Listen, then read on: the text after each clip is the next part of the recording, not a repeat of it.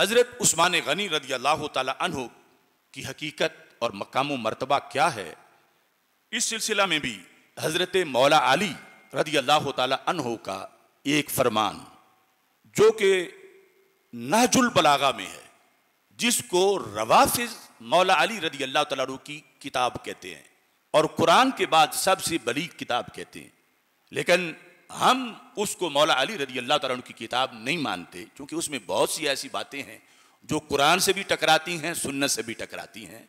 और मौला अली की ये शान है कि वो ऐसी कुरान और सुन्नत से तसादुम वाली बात नहीं लिख सकते। बहरहाल चूंकि वो मानते हैं रवाफिज, तो मैं उनको उसी से दलील पेश कर रहा हूं कि जिसे तुम कुरान के बाद सबसे बुलंद रुतबा समझते हो, उसमें जिसको तुम मौला अली रज़ी अल्लाह ताला अन्हु की किताब समझते हो, उसमें मौला अली रज़ी अल्लाह ताला अन्हु ने हज़रत उस्मान गनी रज़ी अल्लाह ताला अन्हु के बारे में क्या फरमाया। तो उन पर तो इससे हुज्जत ताम हो सकती है जो इसके बारे में ये यकीन रखते हैं कि ये यकीनन मौला अली रज़ी अल्लाह ताला अन्हु की किताब है। इसमें जो बाब नंबर 164 है नहजुल बलागा का, उसके अंदर ये लफ्ज़ मौजूद हैं कि जब ये मामलात चल रहे थे हज़रत उस्मान गनी रज़ी अल्लाह ताला अन्हु की खिलाफत में मुखालिफीन के, तो हज़रत मौला अली रज़ी अल्लाह ताला अन्हु हज़रत उस्मान गनी रज़ी अल्लाह ताला अन्हु के पास तशरीफ़ ले गए। क्या फरमाया जाकर, इन्ना का लतालमु मा नालमु, ऐ उस्मान जो हम जानते हैं जितना हमारा इल्म है उतना आपका भी है। इन्ना का लतालमु मा नालमु, मा नालमु जमा मुतकल्लिम है, यानी मैं और दीगर सहाबा जो हम जानते हैं, हमने कोई अलहदा किताब नहीं पढ़ी हुई या अलहदा दीन नहीं पढ़े हुए, हम क्लास फेलो हैं, इकट्ठे ही सरकार से पढ़ते रहे हैं, और तुम वो जानते हो जो हम जानते हैं।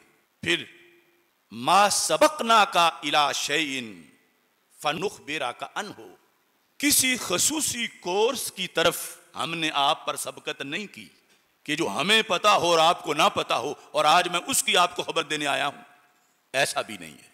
लफ्ज क्या है, मा सबकना का, हमने उस्मान आपसे सबकत नहीं ली, आपसे आगे नहीं बढ़े। किसकी तरफ, इला शैइन, किसी शय की तरफ, यानी यहां पर मुराद है उलूम दीनिया और सरकार के फरामीन कि जिसमें आप पीछे रह गए हों और हमने अलहदा कुछ पढ़ लिया हो। तो आज फनुखबिरा का अन हो, अगर हमने पढ़ी हुई होती अलहदा और आज मैं उसकी खबर देने आया होता, ऐसा नहीं है। हमने कभी खैर में कोई अलहदा कोर्स सबकत लेके आपसे नहीं पढ़ा।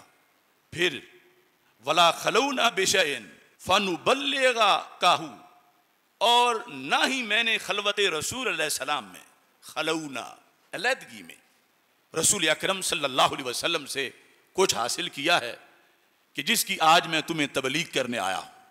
अब ये सारे लफ्ज उनके बकौल जो कहते हैं कि ये कलाम अली रज़ी अल्लाह तआला अन्हु, यानी हजरत उस्मान का मर्तबा वो किन लफ्जों से बयान कर रहे हैं, इल्म के लिहाज से और खुसूसी मालूमात के लिहाज से, और फिर रसूल अकरम सल्लल्लाहु अलैहि वसल्लम की राज की बातों के लिहाज से। कहने लगे कोई ऐसी चीज नहीं जो अलहदा मेरे पास हो और मैं तुझे आज वो बताने आया हूं, ऐसा हरगिज नहीं।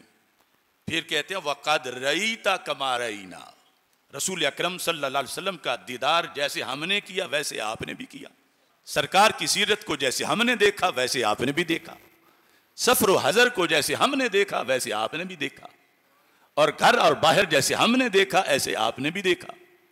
और फिर वसमेता कमा समेना, सरकार दो आलम सल्लल्लाहु अलैहि वसल्लम की हदीसें जैसे हमने सुनी आपने भी सुनी, सरकार के खुतबे जैसे हमने सुने आपने भी सुने। ये हजरत मौला अली रज़ी अल्लाह तआला अन्हु की तरफ से एतराफ कि कोई अलहदा चीज मेरे पास नहीं है, बल्कि सारे सहाबा के लिहाज से ये कहा कि हम बाकी सहाबा ने जो सुना वो आपने भी सुना, जो हमने देखा वो आपने भी देखा। और फिर अब आकर जो दो पहली खिलाफतें थीं, हजरत सिद्दीक़ अकबर रज़ी अल्लाह तआला अन्हु और हजरत फारूक आज़म रज़ी अल्लाह तआला अन्हु, चूंकि उनका तो अब विसाल हो चुका था और खलीफा सोम का जमाना था, तो आपने उनके लिहाज से भी एक तकाबुल करके बताया। कहने लगे यकीनन वो अव्वल खलीफा हैं, फिर दोम खलीफा हैं, हमने उनकी बैत की, लेकिन मकाम मर्तबा जो उमूमी तौर पर है उसके लिहाज से हजरत अली कहने लगे वमब्नु अबी कुहाफता वलब्नुल खत्ताब, ना अबू कुहाफा के बेटे सिद्दीक अकबर रदी अल्लाह तआला अन्हु, और ना खत्ताब के बेटे उमर फारूक रदी अल्लाह तआला अन्हु, बिऔला बिअमलिल हक के मिनका, हक पर अमल करने के लिहाज से ए उस्मान वो तुझसे आगे नहीं थे। यानी उन्होंने भी हक पे अमल किया और तुम भी हक पे अमल कर रहे हो। बिऔला बिअमलिल हक मिनका, तुम्हारे मुकाबले में। ये नहीं है कि वो खिलाफत के आहल हों और आप ना हों, ऐसा नहीं। उन दो हस्तियों का बड़ा अजीम अमल है। जैसे वो हक के अलमबरदार थे उस्मान, आप भी हक के अलमबरदार हो। और फिर एक तरजीह भी बयान की उन दोनों हस्तियों पर। वो तरजीह क्या थी? कहने लगे व अंत अक़रबु इला अबी रसूलिल्लाहि सल्लल्लाहु अलैहि वसल्लम वशीजाता रहिमिन मिनहुमा। फरमाने लगे कि उन दोनों को नसब के लिहाज से सरकार के साथ वो कुर्ब मुयस्सर नहीं था जो उस्मान तुझे मुयस्सर है। वो नसब में सरकार दो आलम सल्लल्लाहु अलैहि वसल्लम के ऊपर बाप दादा और उनका ताल्लुक बाद में आता है, तुम्हारा उनके मुकाबले में करीब है। और फिर फरमाया ये भी तुम्हें खुसूसियत उनके मुकाबले में मिली। लफ्ज़ वशीजा है जिसका मतलब होता है ताना बाना। मतलब यह है ददिहाल के लिहाज से और ननिहाल के लिहाज से जो तुझे कुर्ब मिला है वो उन दोनों हस्तियों को नहीं मिला। और फिर कहने लगे वक़द निलता मिन सिहरे ही मालम यनाला, और सरकार दो आलम सल्लल्लाहु अलैहि वसल्लम के दामाद होने का शरफ तुझे मिला है, उन दोनों को नहीं मिला। और फिर अब रवाफिज की पूरी कौम को मैं चैलेंज करता हूं जो कहते हैं सरकार की बेटी ही एक थी, तो जिसको तुम कुरान के बाद सबसे सही किताब कहते हो और मौला अली की किताब कहते हो, वो तो कह रहे हैं कि उस्मान दामादे रसूल अलैहिस्सलाम है। अगर बेटियां ही नहीं थी सरकार की तो ये दामाद कैसे बन गए? खसूसियत बयान करते हुए हजरत उस्मान गनी रदी अल्लाह तआला अन्हु की मौला अली ने कहा वक़द निलता मिन सेहरे ही, सरकार की दामादी का शरफ आपने हासिल किया, मालम यनाला, जो वो दो नहीं हासिल कर सके। और वैसे उन दोनों ने वो शरफ हासिल किया जो ये दोनों नहीं हासिल कर सके, वो है सरकार के ससुर होने का शरफ। लेकिन हर चीज अपनी जगह, उसकी एक हैसियत मुनफरिद है।